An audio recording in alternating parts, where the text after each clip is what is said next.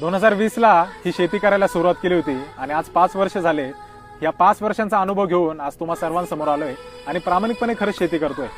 मला माझे नातेवाईक बोलत असतात की काय तू त्या शेतीमध्ये रमलाय, ती शेती सोडून दे आणि तू पहिले जसे जॉब करायचा तसा पुन्हा तू जॉबला जाय. तुझे मित्र बघ ते जॉब करताय, आयटी मध्ये जॉबला आहे, इकडे तिकडे जॉबला आहे, मस्तपैकी फॅन खाली एसी खाली बसून सावलीत बसून जॉब करतात. तू काय उन्हात अनात फिरतो. तर मी त्या प्रत्येक माझ्या नातेवाईकाला एकच गोष्ट सांगत राहतो की गेल्या 5 वर्षापासून मी शेतीच करतोय.